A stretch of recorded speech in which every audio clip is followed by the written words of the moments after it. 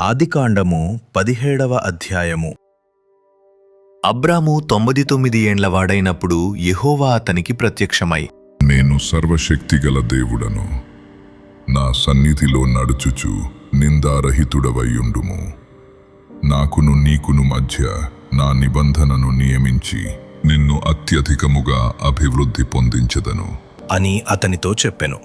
అబ్రాము సాగిలపడి ఉండగా దేవుడు అతనితో మాటలాడి, ఇదిగో, నేను నియమించిన నా నిబంధన నీతో చేసియున్నాను. నీవు అనేక జనములకు తండ్రివగుదువు, మరియు ఇక మీదట నీ పేరు అబ్రాము అనబడదు. నిన్ను అనేక జనములకు తండ్రినిగా నియమించితిని గనుక నీ పేరు అబ్రహాము అనబడును. నీకు అత్యధికముగా సంతాన వృద్ధి కలుగచేసి నీలో నుండి జనములు వచ్చునట్లు నియమించుదును. రాజులును నీలో నుండి వచ్చెదరు. నేను నీకును నీ తరువాత నీ సంతానమునకును దేవుడనయ్యుండునట్లు నాకును నీకును నీ తరువాత వారి తరములలో నీ సంతతికిని మధ్య నా నిబంధనను నిత్య నిబంధనగా స్థిరపరచెదను. నీకును నీ తరువాత నీ సంతతికిని నీవు పరదేశివయ్యున్న దేశమును అనగా కనానను దేశమంతటిని నిత్య స్వాస్థ్యముగా ఇచ్చి వారికి దేవుడనయ్యుందును అని అతనితో చెప్పెను.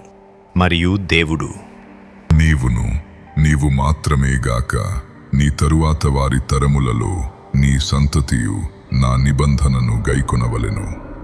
నాకును నీకును నీ తరువాత నీ సంతతికిని మధ్య మీరు గైకొనవలసిన నా నిబంధన ఏదనగా, మీలో ప్రతి మగవాడును సున్నతి పొందవలెను. మీరు మీ గోప్యాంగ చర్మమున సున్నతి పొందవలెను. అది నాకు నీకు మధ్యనున్న నిబంధనకు సూచనగా ఉండును.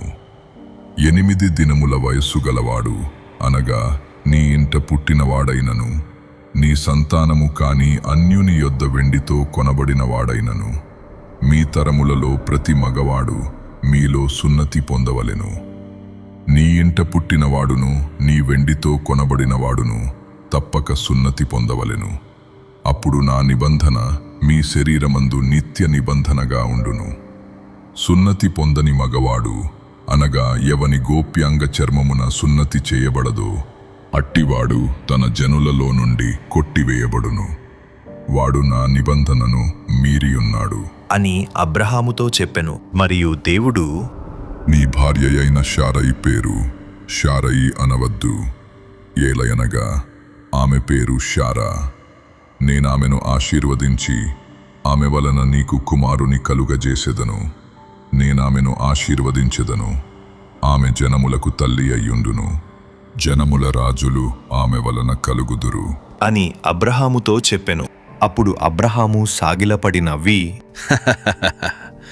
100 ఏండ్ల వానికి సంతానము కలుగునా, 90 ఏండ్ల శారా కనునా అని మనస్సులో అనుకొనెను. అబ్రహాము, ఇష్మాయేలు, మీ సన్నిధిని బ్రతుకననుగ్రహించుము అని దేవునితో చెప్పగా, దేవుడు, నీ భార్య అయిన శారా నిశ్చయముగా నీకు కుమారుని కనును. నీవతనికి ఇస్సాకు అను పేరు పెట్టుదువు. అతని తరువాత అతని సంతానము కొరకు నిత్య నిబంధనగా నా నిబంధనను అతనితో స్థిరపరచెదను. ఇష్మాయేలును గూర్చి నీవు చేసిన మనవి నేను వింటిని.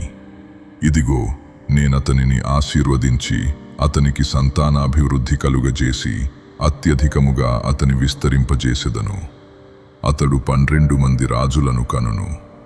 అతనిని గొప్ప జనముగా చేసెదను.